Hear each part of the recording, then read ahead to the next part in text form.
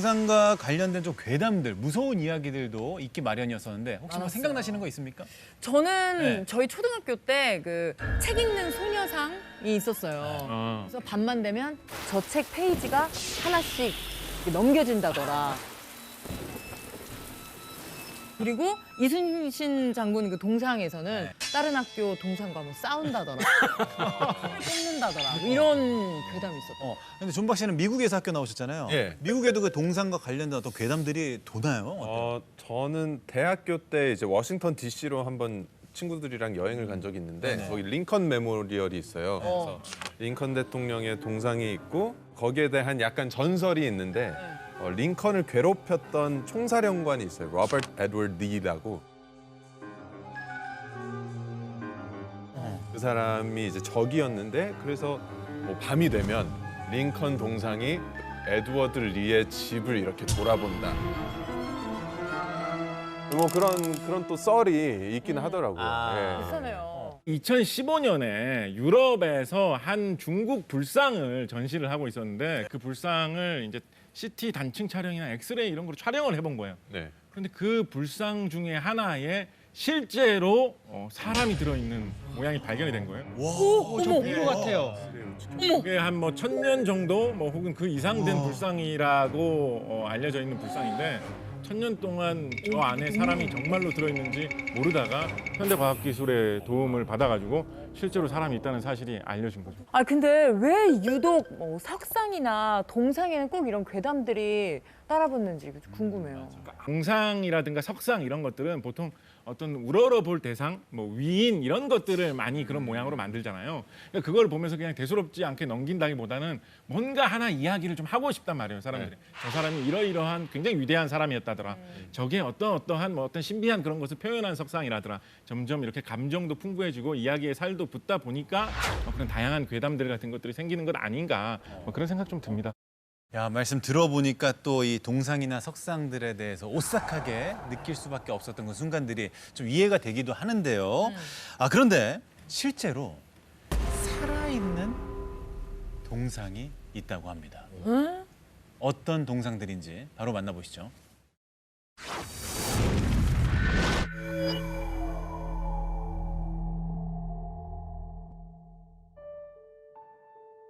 칠레에서 서쪽으로 3,500km. 망망대해에 오롯이 솟은 섬 하나. 서울 면적의 4분의 1 크기. 바로 이스터 섬이다.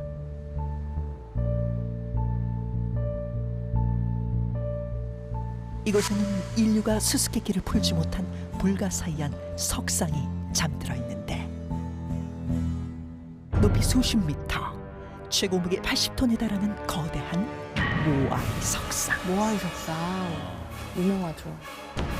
대체 누가 어떻게 이 수많은 석상들을 세웠는지는 아직까지 의문으로 남아있다. 인간의 모습과 너무나 닮아있지만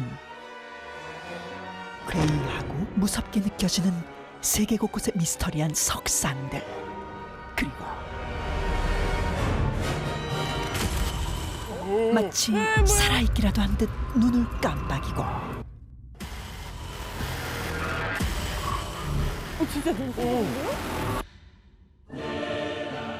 눈물을 흘리는가 하면 심지어 피눈물을 보이기까지 하는데 끊임없이 목격되는 석상들의 피, 땀, 그리고 눈물. 대체 어떻게 이런 일이 가능한 것일까? 그런데 이 많은 석상 중에 가장 미스터리한 석상이 있었으니 1995년 9월 인도의 수도 뉴델리에서 놀라운 일이 벌어졌다. 풍요와 지혜를 상징하는 신 가네샤. 가네샤 신의 탄생일에 맞춰 열흘간 축제가 열릴 정도로 인도에서 가장 숭상하는 신 중 하나이며 사람들은 중요한 일을 앞두고 가네샤 상에 우유를 바치며 제사를 지내곤 했는데 신적인 존재구나. 제사를 올리던 바로 그때 뭐야? 코끼리 코에. 가네샤 상에 갖다 댄 우유가 서서히 줄어들기 시작한 것. 그 후에도 마치 석상이 마시기라도 한 것처럼 우유는 눈앞에서 사라졌고, 이 놀라운 소식은 인도 전역으로 퍼지기 시작했는데 와.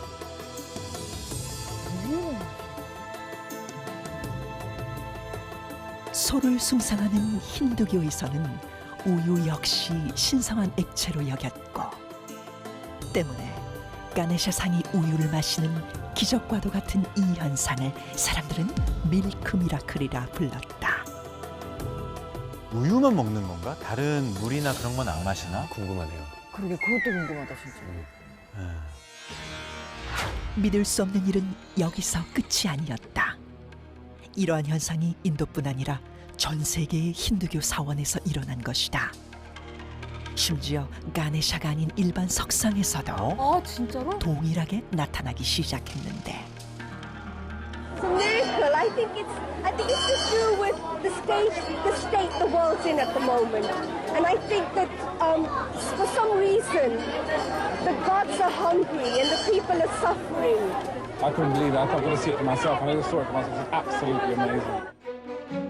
영국, 미국, 캐나다 그리고 홍콩에 이르기까지 그 수만 스무 곳이 훌쩍 넘었고, 이러한 현상은 2달가량 이어지다 서서히 모습을 감추었다. 한시적으로만 저런 현상이 있었네. 그런데 11년 후 또다시 인도를 포함해 세계 곳곳의 석상에서 똑같은 일이 발생하기 이번에 시작했다. 다른 석상이네요.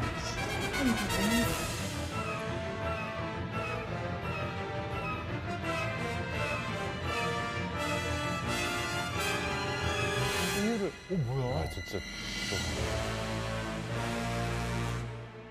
이번에는 하루 동안 무려 10리터의 우유가 사라졌는데, 하루에 10리터? 10리터는 굉장히 많은 양인데? 살아있는 듯이 우유를 마시고 피와 땀을 흘리는 석상들. 과연 신이 보여준 신비한 기적일까? 아니면 인간의 상상력이 만들어낸 허구인 것일까? 네, 오늘의 첫 번째 주제는 바로 살아있는 석상들입니다. 이 세상에 이렇게 미스터리한 석상들이 많은 줄 몰랐는데, 다른 분들은 좀 어떤 석상이 좀 인상적이었나요? 생각나는 거 있어요? 일단은 가장 충격적인 건 마지막에 봤던 우유 먹는. 그쵸. 예. 그거는 2006년에도 일어났다고 하니까 그건 좀 굉장히 미스터리한 일인 것 같아요. 예. 저는 눈물 정도는 뭐 그럴 수 있다고 쳐요.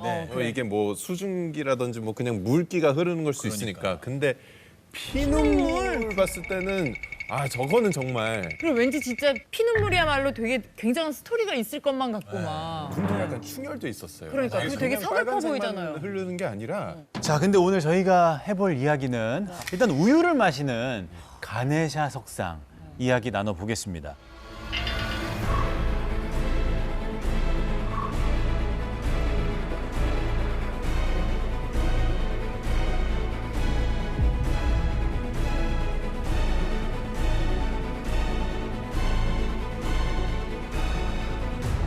아니 저게 초반에 이제 그 스푼으로 조금씩 이게 우유가 없어질 때는 뭐 어떻게 좀 스며드나 그냥 증발하나 이렇게 생각을 했는데 10리터는 진짜 그야말로 이게 그 안에서 정말 다 빨아들였다는 사실인데. 네네.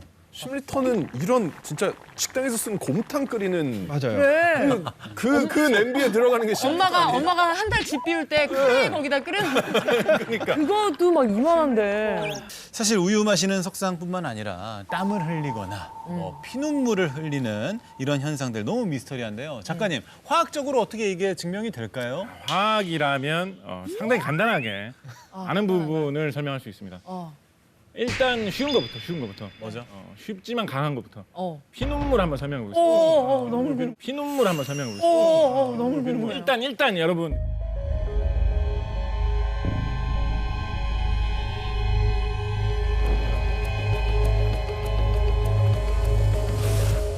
일단 여러분 우리가 생각해봐야 될 거. 이게 피눈물이라는 것이 진짜 피겠느냐를 한번 생각해 보세요. 이게 진짜 피처럼 이렇게 뽑아가지고 현미경으로 보면 안에 적혈구도 있고 뭐 혈청도 있고 혈액형 검사해 보면 혈액형도 나오고 유전자 검사도 할 수 있는 그런 피겠느냐고. 인형 같은 데서 나오는 피눈물, 그런 피눈물을 모아가지고 예를 들어서 선짓국을 끓일 수 있겠냐고. 선짓국을 끓일 수 있겠냐고. 너무 맛이 자. 입맛이 뚝 떨어지네요. 자, 그래서 네. 포인트는 뭐냐면 이것은 빨간색의 그런 액체인 것이지 피는 아니다라는 거죠. 그러면 역으로 도대체 빨간 액체가 나올 게 뭐가 있는 거예요? 빨간 액체가 나올 게 뭐가 있느냐? 빨간 액체가 나올 게 뭐가 있느냐? 지구상에서 가장 풍부한 원소, 가장 지구상에서 흔한 원소가 무엇일까요? 지구를 다 산산이 분해해가지고 성분 분석을 해본다 그러면 제일 많이 나오는 원소가 뭘까요? 하나 꼽을 수 있다면 철입니다. 철. 철. 철이 녹슬면 어떻게 색깔 됩니까? 붉을스름한 색깔이에요. 붉을스름한 색깔. 붉을스름한 색깔. 그러니까 철화물, 산화철 계열의 철화물은 붉은색을 띠기가 쉬워요. 네. 사람의 피의 붉은 색깔도 사실은 철화물이 갖고 있는 색깔입니다. 어딘가에 있는 철이 물에 이렇게 녹아서 화학 반응을 일으키면서 붉은색을 띠면서 공교롭게 나오면 그것을 우리는 피눈물이다라고 부를 수 있게 되는 것이죠. 뭐 그렇다고 해서 제가 그 어떤 신비를 부정하고 싶은 생각은 없어요. 사실 신비롭고 신기한 현상이기는 하죠. 그렇지만 그런 자연의 어떤 그런 원리의 한계 안에서 신비한 것이지 그게 진짜 피라는 것은 아니다. 이 관점에서 보면 땀 흘리는 비석 뭐 이런 것도 사실은 크게 이상할 게 없어요. 그 땀 흘리는 비석이라는 것에 나오는 그 물이 진짜 막 땀 냄새 나는 땀은 아닐 거잖아요. 거기서 뭐 소금기가 있고 뭐 땀 냄새에 들어있는 성분이 막 나오고 이러지는 않을 거잖아요. 물이 마침 맺혀가지고 흘러내리는 모습이 땀 흘리는 거하고 비슷하니까 사람들이 땀 흘리는 비석이라고 부르는 것인 거거든요. 더운 날씨에 차가운 음료수병만 그냥 꺼내놔도 그 온도 때문에 이슬점 이하의 온도가 되면 이슬이 맺혀가지고 물이 흘러내리잖아요. 그게 결로 현상인가요? 그렇죠. 맞습니다. 별로 그런 현상.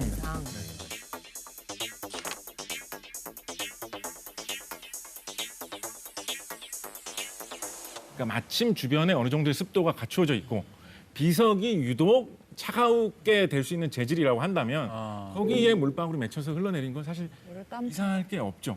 자, 그러면 그 우유를 마시는 석상 있잖아요. 네네. 우유에 어떤 특별한 성분이 있는 걸까요?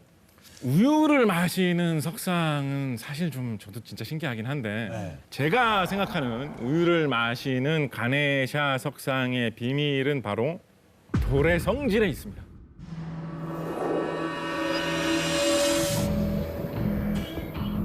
여러분 그 욕실에서 사용하는 매트, 발 닦는 매트 중에 이렇게 천으로 돼 있는 거 말고 이렇게 돌 비슷하게 돼 있는 거 그런 거 한번 보신 적 있으십니까? 물 흡수 엄청 물 잘하는. 흡수 잘하는 돌. 예. 그게 바로 규조토라는 것을 이용해서 만든 매트예요. 규조토? 약간 리조토 규조토라는 게 뭐냐면 규조류라는 게 있거든요. 아, 리조또요? 아, 저도 리조또로 들었어요. 규조라는 생물이 있는데 이제 우리 바다를 떠다니는 미생물 같은 것인데 이게 별로 희귀한 게 아니거든요. 널려 있는 거예요. 아주 흔한 건데 보이지 않는 미생물 정도인데 껍데기 부분이 약간 유리 같은 그런 재질로 돼 있어요. 그거를 모아가지고 만든 것이 물을 흡수를 굉장히 잘하는 재질의 돌인 규조토 재질의 발닦개 이런 거거든요. 그래서 아마도 그와 비슷한 그런 재질로 되어 있는 석상이라면 물을 충분히 잘 흡수할 수 있지 않을까 짐작해 봅니다. 과학자로서 추측했을 때 석상에 사용된 암석이 물을 흡수하는 성질을 갖고 있는 암석일 것이다. 그렇습니다. 그래서 뭐 이것을 이런 식으로 뭐 돌이 굉장히 물기를 잘 흡수한다. 그래서 뭐 신기하다, 기적이다. 뭐 이렇게 하고 넘어갈 수도 있지만 과학자들은 규조토 이런 거 역이용해가지고 우리 생활에 여러 곳에 많이 사용하기도 합니다. 예. 우리 뭐 가장 요즘에 친숙하다 할 만한 거 하나 말씀드린다면 Light it up like 다이너마이트. 다이너마이트. 예. 다이너마이트. 원래 옛날에 다이너마이트 재료는 화약을 만들었을 때 재료가 액체였어요.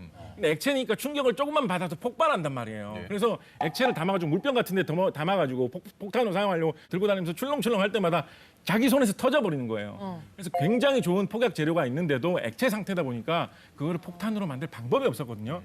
그런데 기술자들이 고민하다가 만들어낸 방법이 규조토를 이용을 해가지고 다이너마이트 모양을 만들면서 거기에 그 액체 상태의 폭발 물질을 흡수시켜버린 거예요.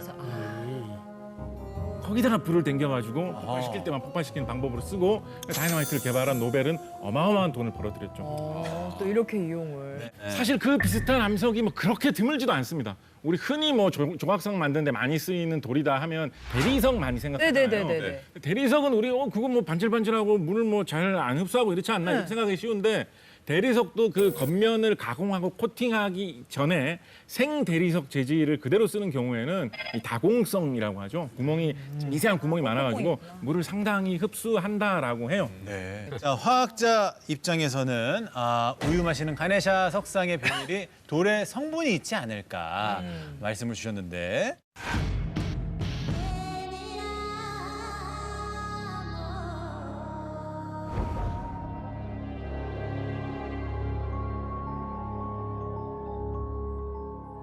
근데 우리가 그 발매트에 물기를 닦는 것처럼 석상이 우유를 그대로 흡수를 하는 것 같진 않아요. 네. 예, 그러니까 영상을 보니까 우유 담은 숟가락을 코 밑에 주잖아요. 맞아요. 예, 그러니까 마치 우유가 코를 따고 이렇게 거꾸로 올라가는 듯한 그런 느낌이었는데 이건 어떻게 설명이 되는 건지 궁금합니다. 혹시 이번에는 물리학 입장에서 말씀을 부탁드려도 될까요? 네, 이제 물리학이 좀 등장해야 될 것 같은데요. 네. 예. 제가 생각하는 이 가네사 석상의 비밀은 바로 모세관 현상입니다.